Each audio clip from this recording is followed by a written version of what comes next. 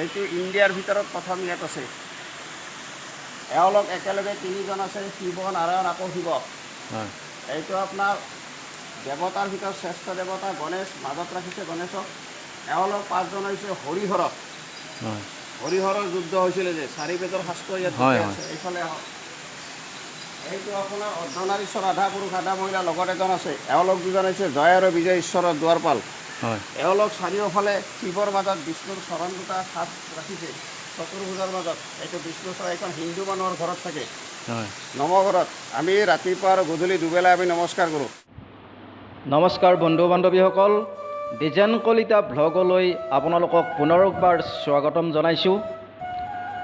আমি আজি শ্ৰী শ্ৰী সূৰ্য পাহাৰলৈ যাবৰ বাবে গৈ আছোঁ। এতিয়া শ্ৰী শ্ৰী সূৰ্য পাহাৰত কিনো আছে আমি বহুদিনৰ পৰা শুনি আহিছোঁ, গতিকে আজি নিজে গৈ এবাৰ চাওঁ আৰু আপোনালোককো দেখুৱাম বুলি মনস্থ কৰিছোঁ। গতিকে এয়া গুৱাহাটীৰ পৰা আমি মঙলদৈৰ পৰা যাত্ৰা আৰম্ভ কৰিছোঁ, গুৱাহাটী এৰিছোঁ। এয়া সুন্দৰ এটা প্ৰাকৃতিক দৃশ্য। শ্ৰী শ্ৰী সূৰ্য পাহাৰৰ ভগ্নস্তূপসমূহৰ বিষয়ে আমি বহুদিনৰ পৰা শুনি আহি আছোঁ।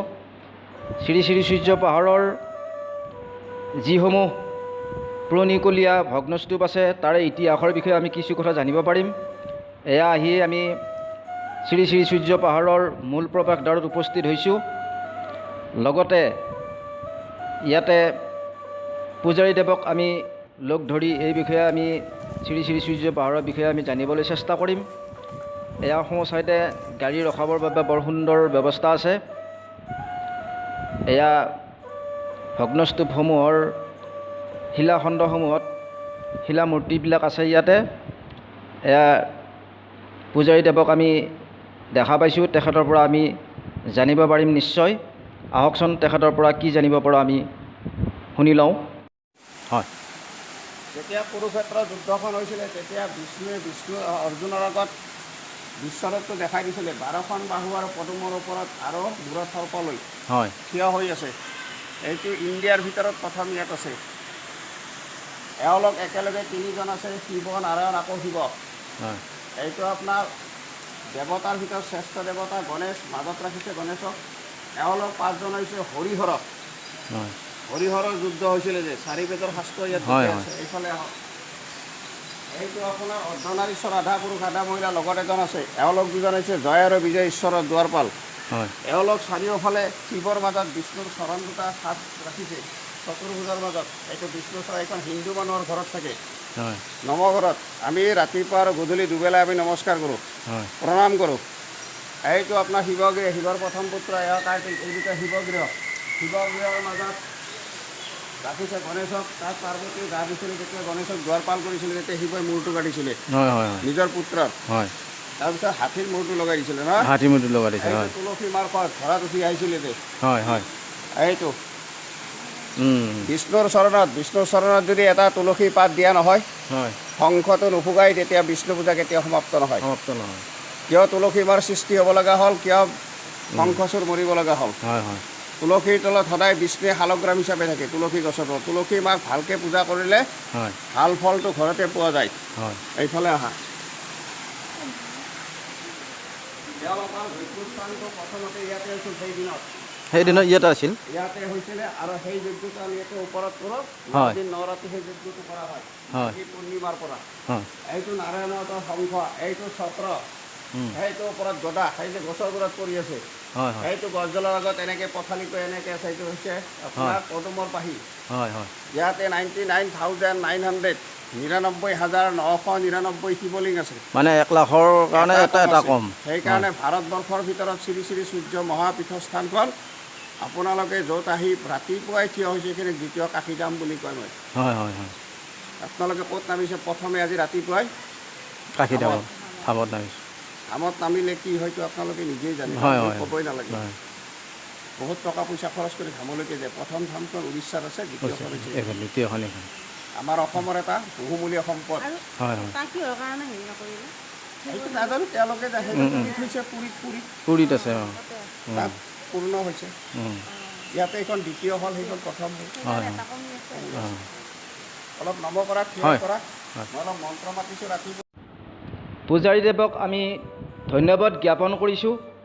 বহুত নজনা কথা তেওঁ আমাক অৱগত কৰিলে, তেওঁলৈ অশেষ ধন্যবাদ।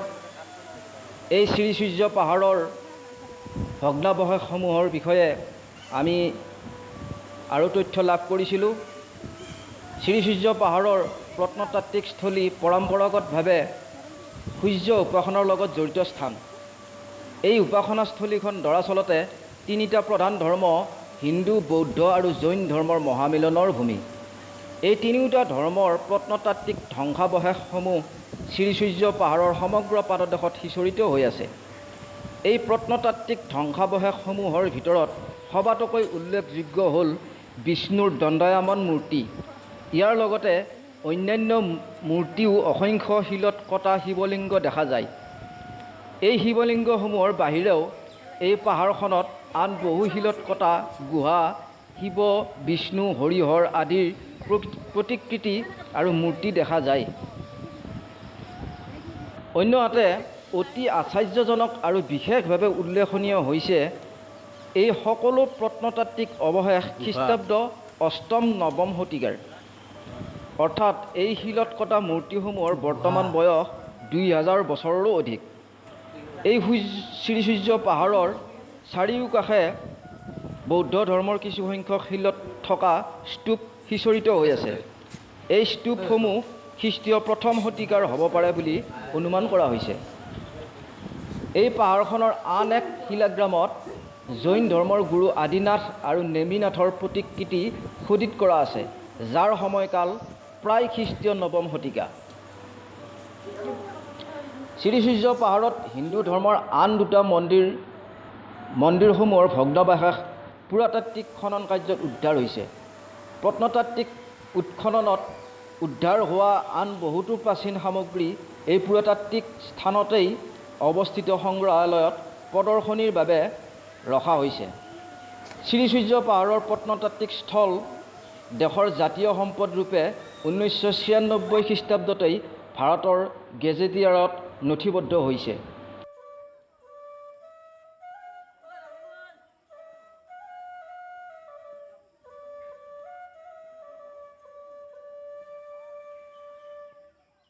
ইয়াৰ প্ৰাকৃতিক সৌন্দৰ্য বিশেষ লেখত ল'বলগীয়া, বৰ সুন্দৰ প্ৰাকৃতিক সৌন্দৰ্য। চাৰিওফালে মন্দিৰ আৰু শিৱলিংগসমূহ প্ৰত্যক্ষ কৰা দেখা যায়।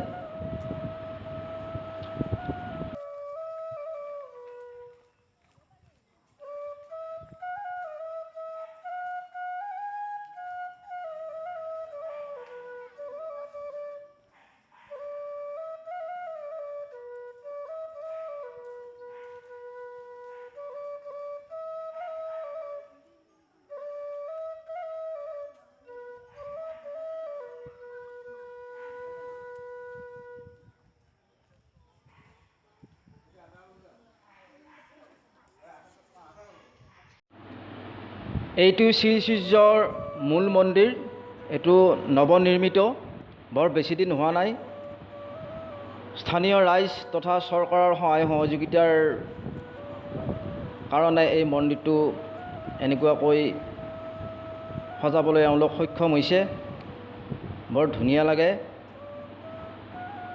বৰ সুন্দৰকৈ এই মন্দিৰটো সজাইছে। শ্ৰীসূৰ্য পাহাৰৰ এয়া সূৰ্য মন্দিৰ বুলি বিখ্যাত। ইয়াৰ শ্ৰীসূৰ্য পাহাৰৰ লগতে এয়া সংলগ্ন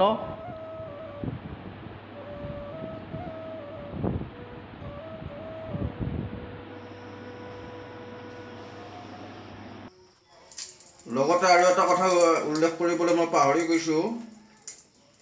শ্ৰীসূৰ্য পাহাৰলৈ আহিবলৈ হ'লে গুৱাহাটীৰ পৰা পশ্চিম দিশত প্ৰায় ১০০ কিলোমিটাৰ পশ্চিমত দুধনৈৰ পৰা ১৮ কিলোমিটাৰ উত্তৰ দিশত অৱস্থিত সৈনিক স্কুলৰ সন্মুখেৰে যাব লাগে।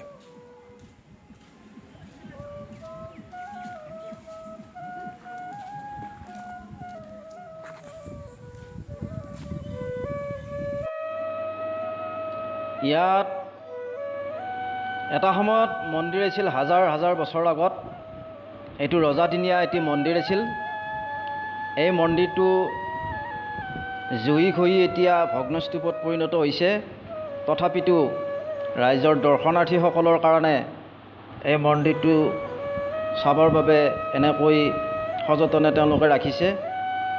ইয়াত ৰজাদিনীয়া মন্দিৰৰ যি ভগ্নাৱশেষ ইয়াত সিঁচৰিত হৈ আছে।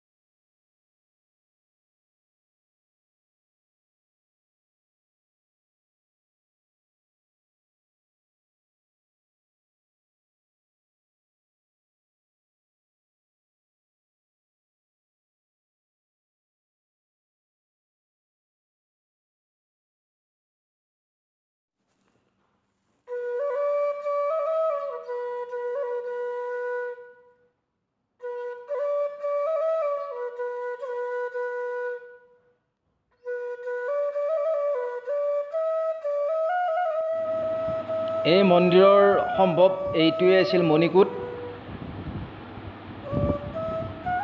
এই মণিকূটৰ একেবাৰে ভগ্নাৱশেষ এইখিনি দেখা গৈছে।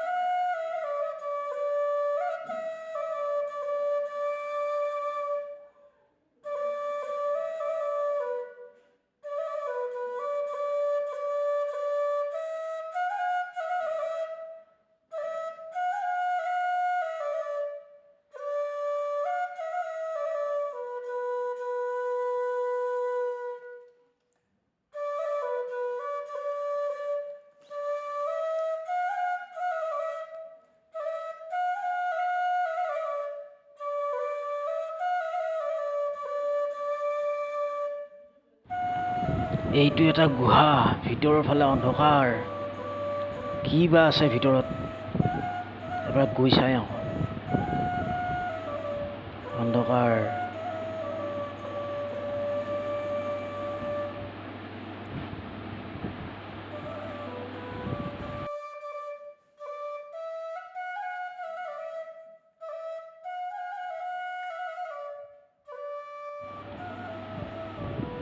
বাপৰে বাপ, কি অন্ধকাৰ ভিতৰত।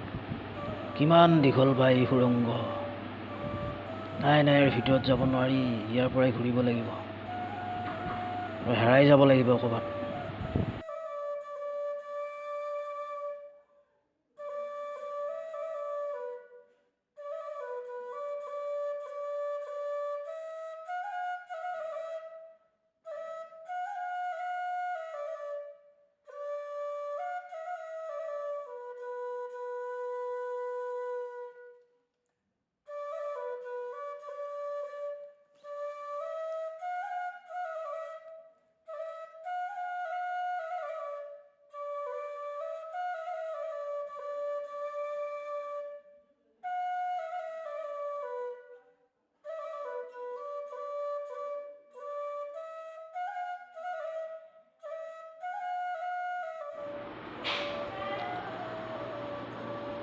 এয়া আমি ওপৰলৈ উঠি গৈ আছোঁ, পাহাৰৰ ওপৰলৈ উঠি গৈ আছোঁ।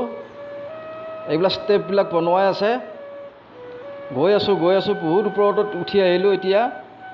এয়া প্ৰায় গোৱালপাৰাখনেই দেখা পায় ইয়াৰ পৰা। বহুত ওপৰলৈ উঠি গ'লোঁ যদিও কিন্তু তাত একো দেখা নাপালোঁ, খালী জংঘল আৰু জংঘল। আমি কিবা মন্দিৰ থকা বুলি ভাবিছিলোঁ যদিও তাত কোনো মন্দিৰ নাই। এনেই কষ্ট কৰিলোঁ, বহুত ওপৰলৈ উঠি গ'লোঁ। ইমান গৰমত একো দেখা নাপায়, কেৱল জংঘল আৰু জংঘল। একো দেখা নাপায়, নামি ঘূৰি আহিলোঁ এতিয়া আমি। প্ৰিয় বন্ধু বান্ধৱীসকল, আমি ইমানতে এই ভিডিঅ'ৰ সামৰণি মাৰিলোঁ। পুনৰ এটি নতুন ভিডিঅ'ত আপোনালোকক লগ পাম বুলি আশাৰে আজিলৈ নমস্কাৰ, ধন্যবাদ।